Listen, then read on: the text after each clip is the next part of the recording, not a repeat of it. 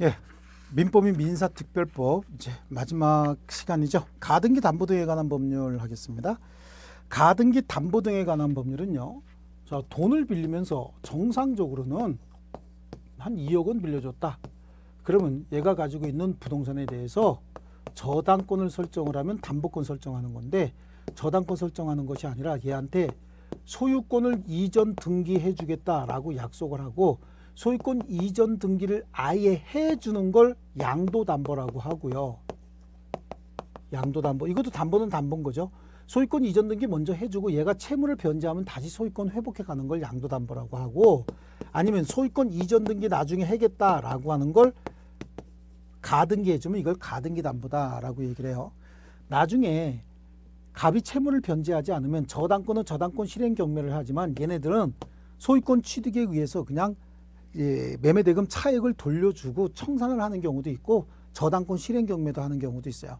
이 가등기 담보권, 양도담보권은 등기 내용이 양도담보냐, 소유권 이전 등기냐 아니면 가등기냐라고 하는 차이만 있는 것이지, 그래서 요 등기 내용이 차이가 있고, 그 다음에 담보권 실행 방법이 귀속 청산 방법이 있고요, 경매 실행하는 방법이 있어요. 요 두 가지만 다르고 나머지는 저당권하고 효력이 거의 비슷합니다. 그래서 이제 1번 문제 보면요, 이게 23회 좀 오래된 문제긴 하네요. 가등기 담보 등에 관한 법률에 관한 설명으로 틀린 건데, 가등기 담보권이 설정됐다. 그러면 그냥 개념상 저당권이 설정이 되는데 저당권하고 등기 내용하고 실행 방법만 다르고 나머지 효과는 같다라고만 생각하시면 돼요. 이런 경우에 설정자는 담보권자에 대하여 목적물의 소유권을 자유롭게 행사할 수 있다라고 하는 거죠. 저당권 설정에서도 당연히 소유권 행사할 수 있는 거 아닙니까? 귀속 청산의 경우에는 그렇다는 얘기는 청산금 주고 소유권 취득한다 그런 얘기입니다. 채권자는 담보권 실행 통지 절차에 따라서 통지된 청산금의 금액에 관해서 다툴 수 없다. 내가 청산금 얼마 주겠다라고 한번 통지하면 그 자기가 통지한 금액에 대해서 다툴 수가 없는 겁니다. 청산금 미지급으로 본등기가 무효가 됐다. 그러면 이거 매매대금, 청산금 안 줬다는 얘기 매매대금 안 준 거예요. 그 후 청산 절차를 다시 마치게 되면 유효한 등기가 됩니다. 청산금을 지급하지 않아서 본등기가 무효가 됐다라고 하더라도 나중에 새로운 청산 절차에 거쳐서 청산금을 지급하게 되면은, 그래서 그 후 청산 절차를 마쳤다는 얘기는 새로운 청산 절차를 진행했다는 얘기거든요. 그럼 등기는 유효로 될 수가 있습니다. 자, 실행 통지, 그래요. 청산금을 주고 소유권을 취득하겠다라고 하는 귀속 청산 실행 통지인데, 상대방이 채무자 여러 명인 경우에 모두에 대해서 해야 됩니다. 또 채권자와 채무자 가등기 담보 설정 계약을 체결하면서 가등기 이후에 발생할 채권도 후순위 권리자에 대하여 우선 변제를 가지는 가등기 담보권을, 이제 이 가등기 담보권은 이건 뭐래요? 근가등기라고 하거든요. 이 피담보 채권에 포함시키기로 약정할 수 있습니다. 우리 건전항도 체결할 때뿐만 아니라 이후에 거래 관계에서 발생하는 모든 채무 담보할 수 있는 거 아닙니까? 여기도 담보할 수 있다라고 하는 거죠. 그래서 근가등기, 건전항하고 똑같습니다. 그러니까 이 가등기 담보권, 양도 담보권하고 저당권은 등실 같다. 등기 내용이 가등기 담보냐 양도 담보냐 이렇게 되는 것이고, 실행 방법이 권리 취득에 의한 청산이라고 해서 귀속 청산 아니면 경매 두 가지예요. 근데 저당권은 경매 하나밖에 없잖아요. 그래서 실행 방법만 다르다라고 하는 거고 나머지는 똑같습니다. 자, 그 다음에 3번으로 한번 가보겠습니다. 가등기 담보 등에 관한 법률에 관한 설명으로 옳은 건데요. 공사대금 채무를 담보하기 위한 가등기에도 가등기 담보 등에 관한 법률이 적용이 된다. 아니죠. 우리 여기서는 공사대금이 아니라 차용물, 즉 소비대차 계약상의 채권 채무예요. 빌린 돈이죠. 빌린 돈. 그래서 소비대차 계약상의 채권 채무지, 매매대금 채권 같은 경우, 기타 거래대금 채권 같은 경우는 이 가등기 담보는 할 수 있어도 본법이 적용되지 않습니다. 자, 그 다음에 가등기 담보 등에 관한 법률이 적용되지 않아요. 청산금을 지급할 필요 없이 청산 절차가 종료가 됐다는 얘기는 청산금이 없다는 얘기예요. 그때 담보 목적물의 과실수취권은 채권자에게 속한다. 그렇죠. 청산 절차가 종료가 되면 청산금을 지급할 필요 없이 청산 절차가 종료가 됐다는 얘기는 채권자가 소유권 취득해 버렸다는 얘기예요. 그럼 그때부터 생기는 과실은 채권자에게 속해야 되겠죠. 가등기 담보 채무자는 귀속 청산과 기속 정산과 처분 정산 중 하나를 선택할 수 있다가 아니라, 귀속 청산은 할 수 있어요. 하지만 처분 청산은 인정하지 않습니다. 귀속 정산만 인정한다.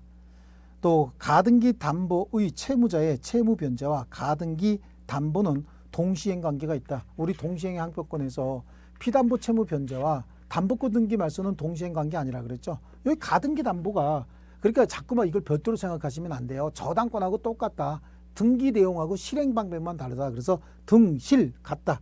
등기 내용하고 실행 방법은 똑같지만 등기 내용과 실행 방법을 빼고 나머지는 똑같다. 우리끼리 이렇게 그냥 암기하시는 겁니다. 가등기 담보 후 저당권자는 청산기간 내래도 저당권 피담보 채권 도래 전에는 담보 목적 부동산에 경매를 청구할 수 없다가 아니라 가등기 담보권 실행하겠다고 해서 청산금을 주겠다고 했는데 후순위 저당권자가 보니까 또는 기타 권리자가 보니까 청산금이 너무 적게 나온 거죠. 너무 적게 나왔으면 어떻게 내가 배당받을 금액이 작아지잖아요. 그러면 경매 청구할 수 있습니다. 청산기간 내라고 한다면요. 그래서 2번 하나만 맞고 나머지는 다 틀린 내용이 되는 거죠. 자, 그 다음에 27회 문제 5번으로 가겠습니다. 가등기 담보 등에 관한 법률상 채권자가 담보 목적의 부동산의 소유권을 취득하기 위해서 채무자에게 실행 통지할 때 그 가등기 담보권을 실행하겠다라고 하는 건 경매가 아니라 내가 소유권 취득하겠다라고 하는 거거든요. 그때 반드시 해야 되는 게 뭡니까? 청산금이거든요. 청산금. 청산금을 할게. 내가 너한테 얼마 줄 거 있다라고 하려면 그 밑에 있는 것처럼 현재 목적물의 평가액이 얼마고, 그 다음에 내가 받아야 될 금액이 얼마고, 선순위 담보권자에 있어서 내가 물어줘야 될 금액이 얼마고, 요걸 빼야 되는 겁니다. 그래서 청산금 평가액이 후순위 담보권자의 피담보 채권액은 포함시킬 필요가 없어요. 후순위 담보권자는 내가 경매 실행하면 그냥 무조건 소멸하는 거고 줄 필요 없고요. 통지 당시 목적 부동산의 평가액이 얼마다. 그 중에서 내가 받을 돈이 얼마다라고 하는 거하고 청산금이 없다고 한다면 내가 받을 돈이 얼마니까 청산금이 없다라고 하는 거 그거 표시해 줘야 되는 거죠. 그 다음에 담보 목적 부동산이 2개 이상이면 그럼 공동담보가 제공이 됐으면 각각에서 얼마씩 변제가 되는지 각 부동산의 소유권 이전에 의해서 소멸시켜놓은 채권이 얼마인지를 통지해 줘야 된다. 자, 그 다음에 이제 7번 문제로 한번 가겠습니다. 7번. 갑이 을에게 빌려준 1,000만 원을 담보하기 위해서 을 소유 X토지에 가등기를 마쳤습니다. 갑이 X토지에 대해서 그리고 다음에 병이 X토지에 대해서 저당권 가지고 있을 때 후순위 저당권자가 있다고 합니다. 옳은 거 한번 찾아볼게요. 자, 을이 채무 변제 의무와 갑의 가등기 말소 의무는 동시행 관계 아니다. 담보권 말소 의무와 피담보 채무 변제는 동시행 관계가 아니라 피담보 채무가 변제되면 담보권 등기는 말소 등기 없이도 무조건 무효가 되는 겁니다. 갑이 청산기간이 지나기 전에 가등기에 의한 본등기를 마치면 청산기간이 지나기 전입니다. 가등기에 의한 본등기 마치면 그 본등기는 유효가 된다라고 하는데요. 일단 청산기 지나기 전에 가등기에 의한 본등기 했대요. 청산기간이 지나기 전에 그것도 일단은 뭐 유효로 하겠다. 무효, 그렇죠. 본등기 하게 되면 무효죠. 무효. 예. 청산기간 지나기 전에 등기는 무효입니다. 그 다음에 을이 청산기간 지나기 전에 청산금에 관한 권리 양도는 이로써 병에게 대항할 수 있다라고 하는데 청산기간 지나기 전에 청산금에 대한 권리 양도는 제3자에게 대항할 수 없어요. 그렇죠. 병에게 대항할 수 없습니다. 후순위자가 어떻게 할까요? 청산기간 내에 후순위자가 가등기 담보권자에게 배당 요구하면 가등기 담보권자가 후순위자에게 줘야 되는 거거든요. 예를 들어서 갑이 을에게 빌려줬대죠. 1,000만 원을 빌려줬답니다. 1,000만 원을 빌려줘서 얘가 가지고 있는 부동산을 얘한테 소유권 이전 등기해 주겠다라고 가등기해 줬는데 변제기일에 변제하지 않으니까 얘가 청산금을 통지한 거예요. 청산금이 만약에 1,000만 원이다. 만약에 500만 원이다. 라고 통지를 했습니다. 그런데 요 후에는 말이죠. 병도 후순위 저당권을 같이 가지고 있는 거죠. 500만 원 청산금을 통지하니까 얘가 그 청산금을 제3자 A에게 양도했다. 그러면 통지한 날로부터 2개월이라고 하는 기간이 청산기간인데 이 기간 중에 후순위자는요. 이 청산금액 범위 내에서 나한테 배당해줘 라고 배당 요구를 할 수 있는데 배당 요구를 하게 되면 얘는 무조건 여기다 줘야 되는 거예요. 배당해 줘야 됩니다. 만약에 저당권이 유효한 것이다 라고 하는 걸 알았으면 줘야 되는데 을이 채권을 A한테 양도하면 A도 갑에게 통지가 오겠죠. 내가 채권 양수인입니다. 나한테 청산금 주시오. 얼마요? 500을 주시오 라고 통지가 왔어도 후순위 저당권자가 배당 요구해서 얘한테 300만 원을 배당했다. 그러면 여기다 200만 원만 주면 되는 거예요. 네, 그래서 청산기간 지나기 전에 청산금에 대한 권리 양도는 병에게는 대항할 수 없는 겁니다.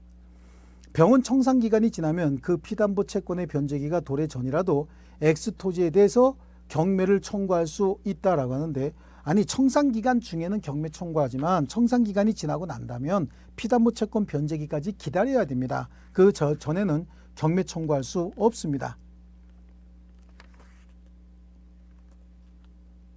그래서 4번은 피담보 채무의 변제기가 도래해야만 경매 청구하는 거예요. 청산기간이 지나고 나면 경매 청구할 수 없습니다. 자, 해설이 지금 잘못됐죠. 해설이 지금 잘못되어 있습니다. 그 다음에 갑의 가등기 담보권 실행을 위한 경매 절차에서 X토지의 소유권을 정의 취득한 경우에 갑의 가등기 담보권은 소멸하지 않는다. 그런데 경매 절차에서 경매가 실행이 되면 최선순위 저당권이 말소 등기가 되고, 그때 그 최선순위 저당권은 가등기 담보권도 똑같은 역할을 합니다. 그래서 그냥 소멸해야 되는 겁니다. 지금 그 해설 전체는 지금 이 4번하고 5번은 지금 설명이 좀 잘못된 겁니다. 그래서 여기서 옳은 내용은 2번 하나만 옳습니다. 그 다음에 9번으로 가겠습니다. 9번 30회 문제요. 가등기 담보등에 관한 법률상 옳은 겁니다. 옳은 거. 가등기가 담보가등기인지 청구권 보존의 순위 보존을 위한 가등기지 여부는 등기부상 표시를 보고 결정할 수가 없습니다. 등기부상 표시 가지고는 이게 파악이 안 돼요. 그냥 가등기만 되어 있기 때문에 이게 담보 목적인지 아니면 청구권의 순위 보존을 위한 것인지 알 수가 없습니다. 채권자가 담보권 실행을 통지함에 있어서 청산금이 없다고 인정되면 통지 상대방에게 그 뜻을 통지해야 됩니다. 청산금이 없어도 줄 돈이 없다. 이거 어떻게 하는 거냐면 목적물의 가액이 얼마다. 이 목적물의 가액이 1억 원이다. 근데 내가 받을 채권이 얼마고, 그 다음에 혹시 선순위 채권자가 있으면 선순위 채권자가 얼마고, 그래서 목적물이 1억 원이고 내가 받을 채권이 5천만 원이고 선순위 채권이 4천만 원이다. 그러면 9를 빼니까 너에게 줄 돈은 1,000만 원밖에 없다. 이거 통지해 주는 겁니다. 청산금 평가액이요.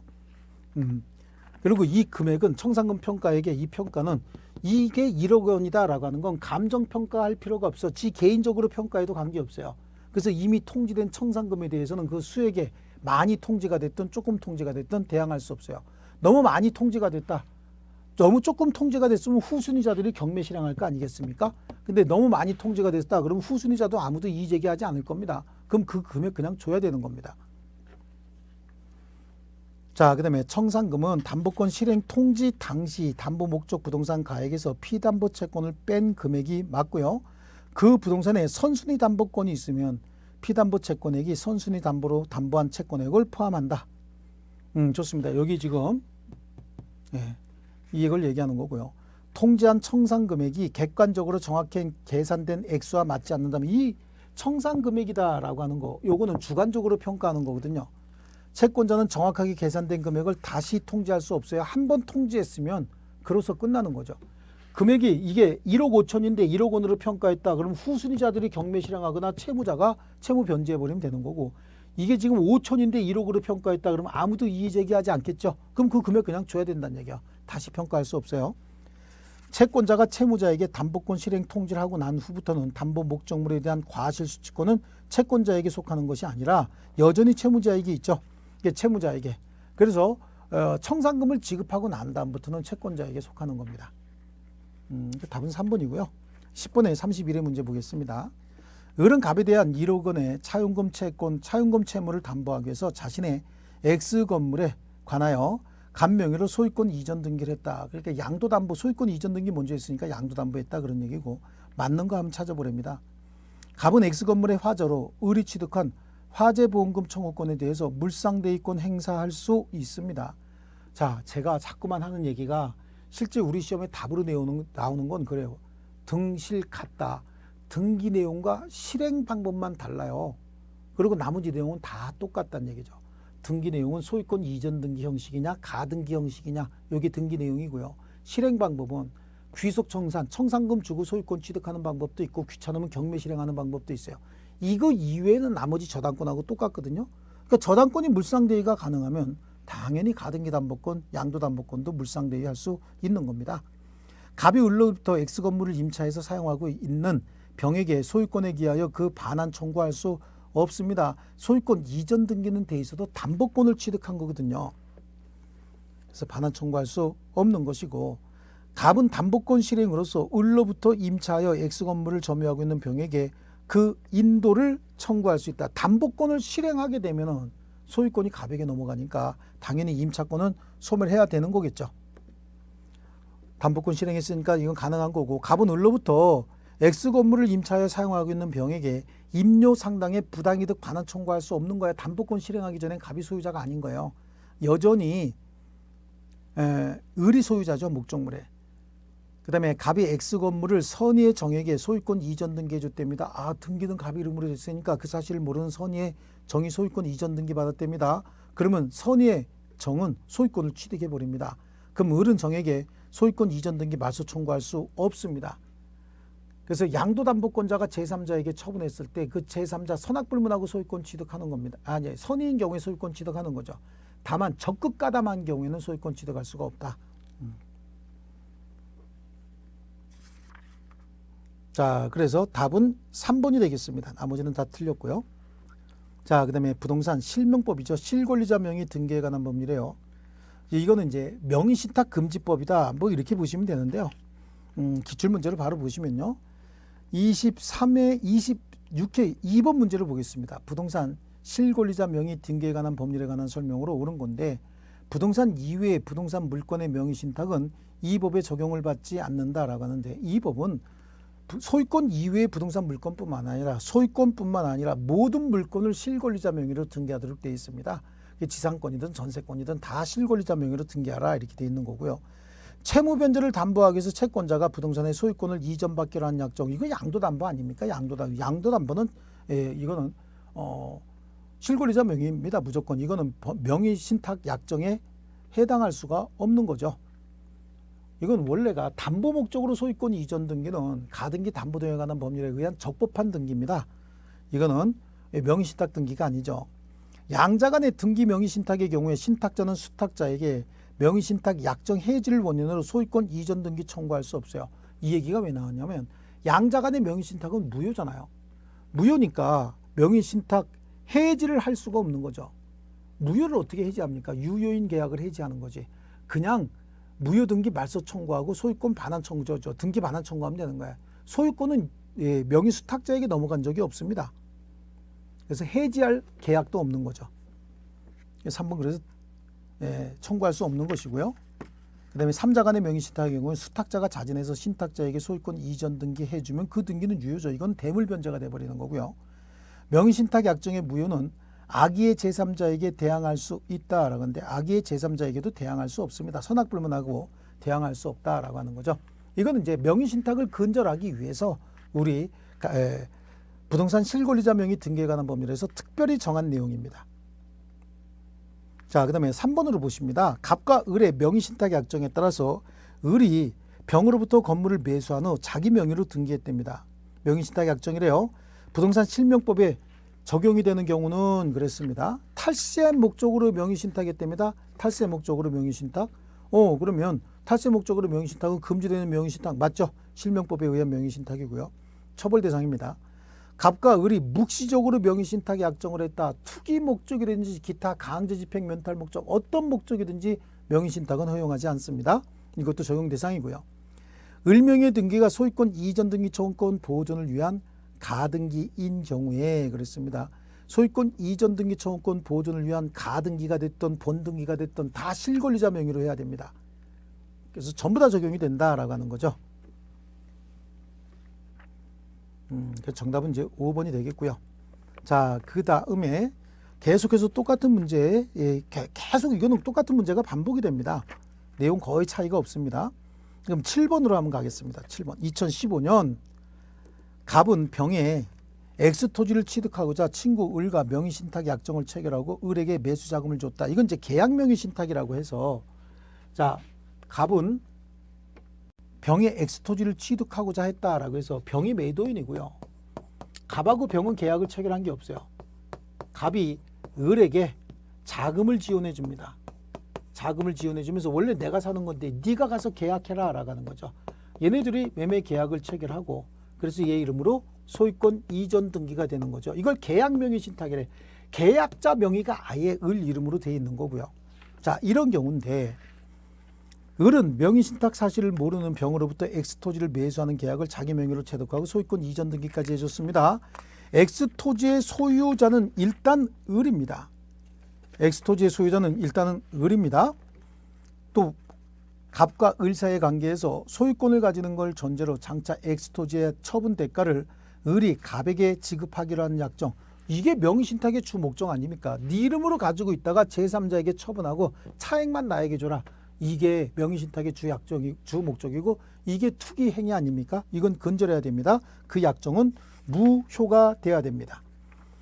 또 갑과 을 및 갑의 친구 정 사이의 새로운 명의신탁에 의해서 을이 다시 갑이 지정한 정에게 X토지를 이전해줬다. 어떤 형태의 명의신탁이든지 그 명의신탁 약정 다 무효입니다. 정은 소유권 취득할 수 없는 거예요. 만약에 을이 갑의 아들이다. 이 부자지간에도 실권리자 명의해야 됩니다. 부자지간의 명의신탁도 무효입니다. 또 만약에 을과 명의신탁 사실을 아는 병이 매매계약에 따른 법률 효과를 직접 갑에게 귀속시킬 의도로 계약을 체결한 사실이 인정이 된다면 갑과 을의 명의신탁은 3자 간의 명의신탁으로 봐야 된다. 그렇죠. 계약 명의신탁은 일단 둘 사이의 계약이 유효고 얘는 자금만 지급받았기 때문에 나중에 을이 매수 자금만 반환해 주면 되는데 명의신탁 약정이 무효니까 이것도 부당이득이 되는 거예요. 근데 만약에 얘가 이렇게 있었다는 사실을 알았다. 그럼 이건 3자 간의 명의신탁이죠. 둘이 합의해서 등기만 얘 이름으로 해준 거하고 똑같이 취급해주는 3자 간의 명의신탁이 된다. 계약 명의신탁이 아니고. 그래서 26번의 답은 그 5번이 되겠죠. 자, 5번이 되고 계속해서 똑같은 내용, 양이 많지 않습니다. 이 내용은 계속해서 똑같은 내용이 나옵니다. 자, 그러면 우리 10회 문제를 한번 보겠습니다. 갑은 조세포탈, 강제집행 면탈 및 법령상 제한을 회피할 목적을 하지 않고 이런 목적이 아니고 배우자 을과 명의신탁 약정에 따라서 자신의 X토지를 을 명의로 소유권 이전 등기 마쳤다. 그래, 종중의 그 종중 대표나 배우자 간의 명의신탁이 조세포탈이나 아니면 강제집행 면탈 목적이 아니면 이거는 무효로 보지 않겠다는 얘기죠. 처벌하지 않겠다 그런 거예요. 그래서 을은 갑에 대해서 X토지의 소유권을 주장할 수 없는 거죠. 부부간의 명의신탁은 유효기 때문에 그래요. 주장할 수 없는 거고 갑은 X토지를 병에게 매도한 경우에 이를 타인 권리 매매라 볼 수는 없다. 그렇지 않습니까? 예, 그래요. 또 정이 X토지를 병에게 매도한 경우에 이를 타인의 권리 매매라 볼 수 없다. 여기 지금 부부간의 명의신탁은 원래 남편 걸 부인 명의로 했지 않습니까? 둘 사이에서는 여전히 소유물은 남편께 되는 거죠. 자, 그래서 소유권은 여전히 갑에게 있는 거기 때문에 을은 갑에게 소유권 주장할 수 없고 갑이 물건을 매매한 건 지 물건 매매한 거예요. 타인 물건 매매가 아닙니다. 정이 X토지를 불법 점유하고 있는 경우에 갑은 직접 정에게 소유물 반환 청구권 행사할 수는 없어요. 내부적으로는 갑이 소유자지만 등기 명의는 을로 되어 있기 때문에 대외적으로는 을이 소유자이기 때문에 제3자에게 물권적 청구권 행사할 때는 등기 명의자인 을이 해야 됩니다. 갑이 직접 할 수는 없어요. 을로부터 X토지를 매수한 병, 이 제3자 외부 사람 아닙니까? 을이 갑에 대한 배신 행위에 적극 가담한 경우에는 을은 병 사이의 계약은 무효다라고 하는데요. 명의수탁자의 처분 행위에 적극 가담했으면 무효 맞죠? 이건 명의수탁자의 처분 행위에 적극 가담했으면 이건 무효다. 그러고요. 갑과 을 사이의 매매 계약에 따라서 X토지에 대한 소유권 이전 등기를 마친 경우에 특별한 사정이 없는 한 병이 X토지의 소유권을 취득한다 그래요. 병이 을과 매매 계약에 따라서 소유권 이전 등기 마쳤다는 얘기는 갑과 을 사이에서는 내부적으로는 계속해서 갑 거죠. 둘 사이의 명의신탁은 둘이 갑이 당신 이름으로 좀 해놔라. 그래서 얘 이름으로 소유권 이전 등기 했을 때 둘 사이에 이 내부적으로는 갑이 소유자인 거예요. 하지만 대외적으로 외부 관계에 있어서는요. 병이 소유자입니다. 이때는 을이 소유자입니다. 이때는 을이 소유자가 되는 거예요. 그러니까 병이 얘 배임 행위에 적극 가담만 하지 않았으면 병은 무조건 소유권 취득하는 거죠. 이러한 법률 관계가 형성이 됩니다. 부부간의 명의신탁이었습니다. 그래서 답은 3번이 되는 거고요. 자, 그 다음에 31번 문제로 가겠습니다. 갑은 법령상 제한을 회피하기 위해서 2019년 5월 배우자 을과 명의신탁 약정을 하고 자신의 X 건물을 을 명의로 이전 등기까지 해줬습니다. 자, 법령상 제한을 회피하기 위한 명의신탁은 금지입니다. 금지. 그래서 틀린 거 찾아야 되는데 갑은 소유권에 의해 을을 상대로 소유권 이전 등기 말소 청구할 수 있습니다. 갑은 원래 내부적으로는 부부간의 명의신탁은 내부적으로는 갑소유라고 하지 않았습니까? 그래서 말소 등기 청구할 수 있는 것이고 갑은 을에게 명의신탁 해지를 원인으로 소유권 이전 등기를 청구할 수는 없다. 둘 사이의 명의신탁은 무효잖아요. 무효니까 얘한테 무효등기 말소 청구해서 돌려받으면 되는 거고 계약 자체가 무효니까 해지할 것도 없다는 얘기죠. 지금 보시면 내용이 비슷한 게 계속해서 반복적으로 나옵니다. 요거는. 예. 그 다음에 을이 소유권 이전 등기 후 X 건물을 점유하고 있는 경우에 을의 점유는 타주점이죠. 내부적으로는 계속해서 갑소유물입니다. 또 을이 병에게 X 건물을 증여하고 소유권 이전 등기하면 병은 특별한 사정이 없는 한 대외적으로는 뭐라 그랬어요? 을이 소유자니까 병이 소유권 취득해야 되는 것이고 을이 병에게 X 건물을 적법하게 양도했다가 다시 소유권을 취득한 경우 갑은 을에게 소유물 반환 청구할 수 없습니다. 왜냐하면 적법하게 양도했으면 이 사람이 소유자고 이 사람한테 다시 산 사람은 을이거든요. 그때는 명의신탁 약정에 의해서 소유권을 취득한 것이 아니라 매수에 의해서 소유권을 취득했기 때문에 좀 특별한 법률관계가 형성이 돼버리는 거죠. 이때는 을이 소유자가 되는 거죠. 다시 한번 보시면요. 둘 사이에서는 갑이 소유자이기 때문에 갑이 을에게 목적물 반환 청구할 수도 있고 이게 만약에 무효라고 한다면 명의신탁 해지 자체가 인정이 될 필요가 없죠. 무효니까 그냥 돌려달라고 하면 되는 거예요. 근데 대외적으로는 을이 소유자이기 때문에 을이 병에게 팔았다? 그럼 병이 소유권 취득하는 것이고 병에게 다시 샀다? 그럼 을이 소유권 등기를 갖추고 있는 건 명의신탁에 의한 것이 아니라 매수에 의한 것이기 때문에 갑은 을에게 다시 돌려달라고 할 수는 없는 겁니다. 자, 이렇게 해서 이제 우리 전체적으로 이론 강의하고 그다음에 기출문제 풀이 강의는 여기서 마치기로 하고 동형 모의고사 강의에서 다시 찾아뵙기로 하겠습니다. 자, 여러분 수고하셨습니다.